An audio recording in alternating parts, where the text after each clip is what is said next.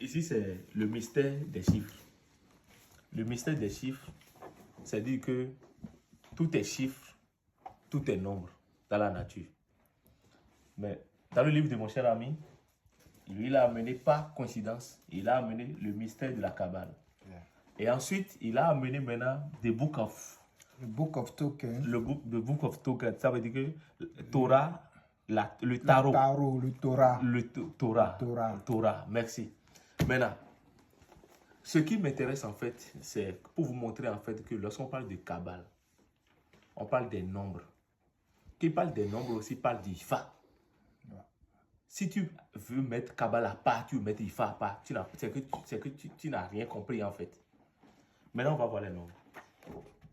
Il y a 22 consonnes. Quand on parle de Kabbale, il y a 22 consonnes. Voilà, merci. On lit ici Aleph. Aleph, c'est 1. Aleph, c'est 1. Ça correspond à A, d'accord? Et ça correspond à 1.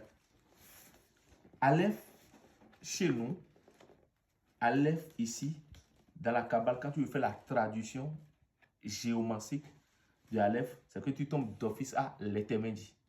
Avec le tableau de la géomancie, des 16 signes géomantiques, Aleph signifie l'Etemedi.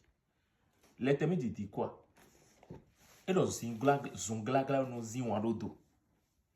Atinteropo, au canteropo, aïkon banye ka tewe, bote meji, bodjidjen, ça veut dire que quoi? Petor debout de mille, on est poussière, et on repartira poussière. Aïkon, c'est ce qui donne vie à toute existence. La terre. L'éternité, c'est la terre, l'incarnation de l'énergie tellurique. Maintenant, mon ami d'à côté va nous lire maintenant. Vous avez la carte de Aleph là? Oui, j'ai la carte de Aleph qui est ici. Voilà, la carte de Aleph. Voilà, dans le tarot manipule les cartes. Le tarot manipule les cartes. Le tarot manipule les cartes. Maintenant, il y a Aleph. Aleph, ça c'est Aleph. Oui, c'est la clé 1. Maintenant, parlez-nous d'Aleph, s'il vous plaît. Selon la Kabbale et selon nous, Aleph représente, Aleph ici, quand on va regarder, comme tu as dit dans le livre ici, oui. Aleph est prononcé Aleph, c'est transcrit en A, et c'est le numéro 1, oui. Et sa signification c'est Ox. Ox c'est le taureau, oui. Et qui parle du taureau parle de la terre. Voilà, alors que moi j'étais déjà dit que Aleph c'est l'éternité. Ouais. Et que j'ai dit que l'éternité c'est la terre. Ouais. Maintenant, ici, on nous dit que Ox c'est la terre. C'est le taureau. C'est le taureau. L'horoscope correspondant à la terre. À la terre. À l'élément de la terre. À l'élément de la terre. Et comme on dit, tout est, comme tu as dit, oui. le nombre, le numérique, tout est numérique. Oui. Et tout est astrologie. Exact. Tout est les stars. Et tout est, comme on dit, d'après la Bible, au commencement était le verbe. Oui.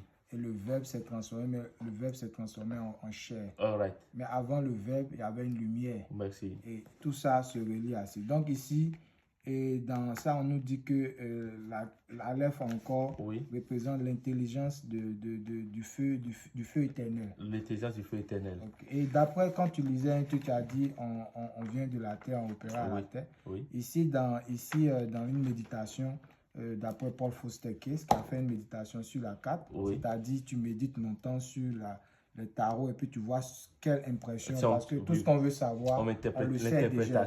Le désir de vouloir chercher quelque chose, c'est pas que tu le sais, que tu es attiré vers la chose. Et donc, par méditer, c'est comme une réflexion de soi-même.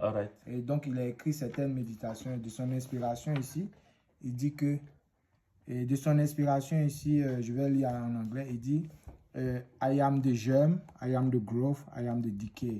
Et ça veut dire je suis la graine, je suis la croissance et je suis la décroissance. Alors que moi, je t'ai dit que c'est l'éternité qui a engendré tout. Et en elle, tout repart. Tout repart et tout revient. Et tout revient encore. Et il a dit ici, all things and creation are sent forth, I support them, while yet they stand without, and when the dream of separation ends, I cause their return into myself. Ce qui veut dire que toutes choses, toutes créatures, je les envoie, je les supporte toutes, et sans moi, ils ne sont rien.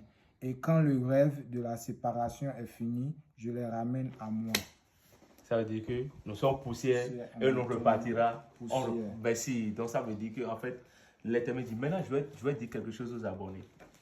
En fait, comment est-ce que je suis arrivé à réussir cette correspondance? de la Kabbale avec le Fa.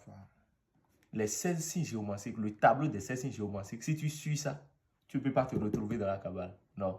Ouais. Dans la Kabbale, le tableau géomantique qu'on suit, le numéro 1, ce n'est pas Gbemendi, ce n'est pas Djobé, c'est l'Etemendi qui est le numéro 1 dans le tableau géomantique, selon le père Ablis. Le père Ablis, c'est le père de, c'est Ablamendi, c'est le père de la sagesse. Le père de la sagesse, c'est cette sagesse, c'est la tortue en fait.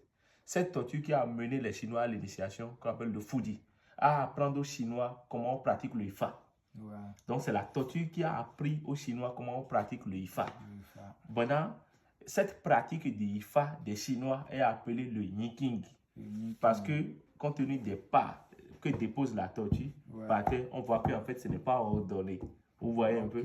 Donc c'est pour cela qu'en Afrique entière, quand on veut faire une initiation du Ifa à quelqu'un, il y a toujours la tortue rouge qui est présente. D'accord. En Égypte, c'est le singe qu'on appelle le dieu Thoth. Donc c'est le dieu Thoth qui a amené les Égyptiens à aller découvrir le Fa. Sinon les Égyptiens ne connaissaient pas le Fa. Et on ne parle pas de cette Égypte-là. On parle de l'Égypte antique. L'Égypte pharaonique. D'accord. C'est pas l'Égypte là-bas. Donc, bon, chers amis, quand on parle des tableaux de Ifa qui commencent par le père Abélis, son tableau qui commence par l'Etemendi, il ne faut pas vous embrouiller. Ça, c'est un autre niveau de la spiritualité.